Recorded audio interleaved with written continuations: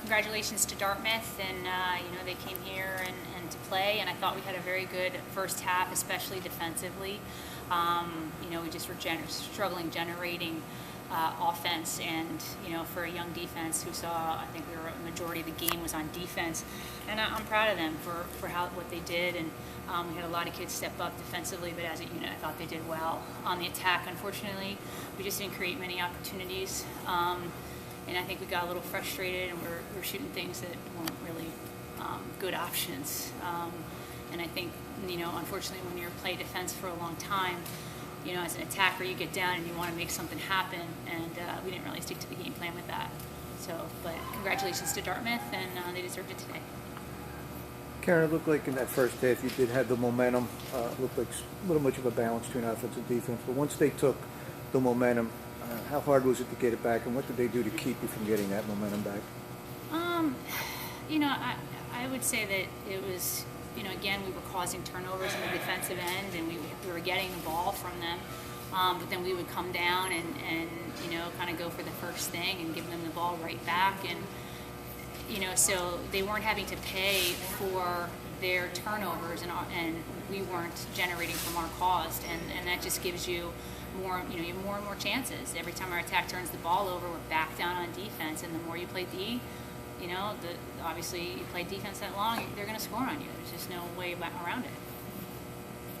Erin, what did you think of their defensive effort? Did they do anything special to try to take it Penn offense out? Pretty much said it all, but we'll send the double early, and we panicked, I think, once the momentum changed to their favor, and I don't know, we lost it today, I think, I myself, just 4 shots and not the best angle, and were the times where we should have driven it and pulled it out, we didn't, and we forced those shots, and those are the game breakers in teams like this, when we're playing, teams that can score, and especially against your young defense, they were working it for a really long time, and we just weren't converting and doing our job on attack. Coach, you were clearly frustrated with the officiating. Could you just talk about what you saw that you didn't agree with, and if you think it did affect the outcome of the game? Before the game, I asked the officials that this was a really big competition for both of us, and that I'm asking for consistency. And whatever they want to call it both ways. And, we're not a team that fouls a lot. For us to have 36 fouls versus 15 is interesting. And, so it's, in the end, we have to do what we need to do on the attack side.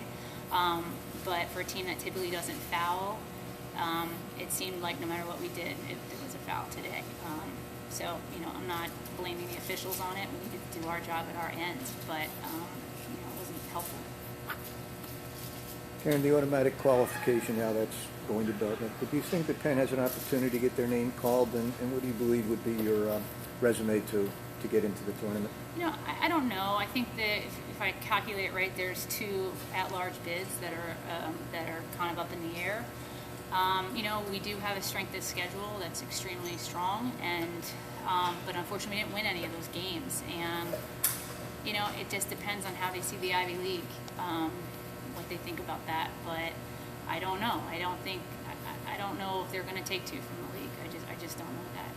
Again, I think our strength of schedule says something, but also in another breath, I believe that you need to win, and in the end, they should take teams that win.